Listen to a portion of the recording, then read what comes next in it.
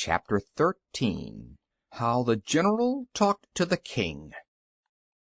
When General Guph returned to the cavern of the Nome King, his Majesty asked, "Well, what luck? Will the Whimsies join us?" "They will," answered the general. "They will fight for us with all their strength and cunning." "Good!" exclaimed the king. "What reward did you promise them?"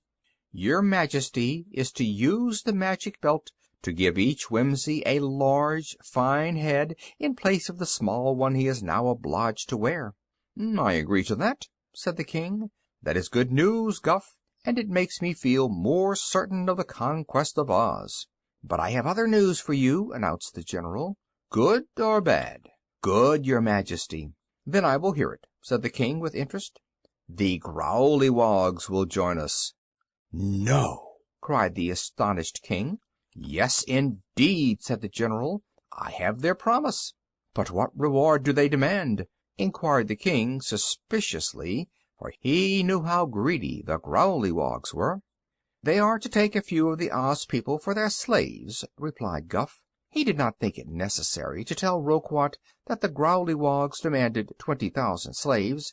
It would be time enough for that when Oz was conquered. "A very reasonable request, I'm sure," remarked the king. "I must congratulate you, Guph, upon the wonderful success of your journey." "That is not all," said the general, proudly. The king seemed astonished. "Speak out, sir," he commanded. "I have seen the first and foremost Phanfasm of the Mountain of Phantastico, and he will bring his people to assist us." "What?" cried the king. "The Phanfasms? You don't mean it, Guph." "It is true," declared the general, proudly. The king became thoughtful, and his brows wrinkled. "I'm afraid, Guph," he said rather anxiously, "that the first and foremost may prove as dangerous to us as to the Oz people. If he and his terrible band come down from the mountains, they may take the notion to conquer the Nomes." "Ah, that is a foolish idea," retorted Guph, irritably, but he knew in his heart that the king was right. "The first and foremost is a particular friend of mine, and will do us no harm. Why, when I was there, he even invited me into his house." The general neglected to tell the king how he had been jerked into the hut of the first and foremost by means of the brass hoop. So Roquat the Red looked at his general admiringly and said, "You are a wonderful Nome, Guph. I'm sorry I did not make you my general before. But what reward did the first and foremost demand?" "Nothing at all," replied Guph. "Even the magic belt itself could not add to his powers of sorcery. All the Phanfasms wish is to destroy the Oz people, who are good and happy. This pleasure will amply repay them for assisting us." "When will they come?" asked Roquat, half fearfully. "When the tunnel is completed," said the general. "We are nearly halfway under the desert now," announced the king, "and that is fast work, because the tunnel has to be drilled through solid rock. But after we have passed the desert, it will not take us long to extend the tunnel to the walls of the Emerald City." "Well, whenever you are ready, we shall be joined by the Whimsies, the Growleywogs, and the Phanfasms," said Guph. "So the conquest of Oz is assured without a doubt." Again the king seemed thoughtful. "I'm almost sorry we did not undertake the conquest alone," said he. "All of these allies are dangerous people, and they may demand more than you have promised them. It might have been better to have conquered Oz without any outside assistance." "We could not do it," said the general, positively. "Why not, Guph? You know very well. You have had one experience with the Oz people, and they defeated you." "That was because they rolled eggs at us," replied the king, with a shudder.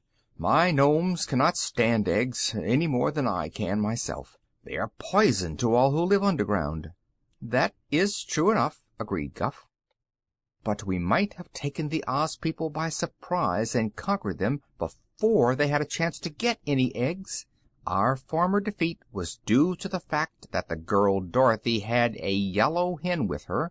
I do not know whatever became of that hen, but I believe there are no hens at all in the Land of Oz, and so there could be no eggs there." "On the contrary," said Guph, "there are now hundreds of chickens in Oz, and they lay heaps of those dangerous eggs. I met a goshawk on my way home, and the bird informed me that he had lately been to Oz to capture and devour some of the young chickens, but they are protected by magic, so the hawk did not get a single one of them." "That is a very bad report," said the King nervously. "Very bad indeed. My Nomes are willing to fight, but they simply can't face hens' eggs, and I don't blame them." "They won't need to face them," replied Guph. "I'm afraid of eggs myself, and don't propose to take any chances of being poisoned by them.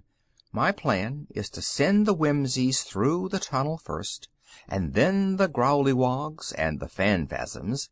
By the time we Nomes get there, the eggs will all be used up, and we may then pursue and capture the inhabitants at our leisure." "Perhaps you are right," returned the King with a dismal sigh, "but I want it distinctly understood that I claim Ozma and Dorothy as my own prisoners. They are rather nice girls, and I do not intend to let any of those dreadful creatures hurt them, or make them their slaves. When I have captured them, I will bring them here and transform them into china ornaments to stand on my mantel. They will look very pretty, Dorothy on one end of the mantel and Ozma on the other, and I shall take great care to see they are not broken when the maids dust them." "Very well, Your Majesty. Do what you will with the girls for all I care. Now that our plans are arranged, and we have the three most powerful bands of evil spirits in the world to assist us, let us make haste to get the tunnel finished as soon as possible." "It will be ready in 3 days," promised the King, and hurried away to inspect the work and see that the Nomes kept busy. Chapter 14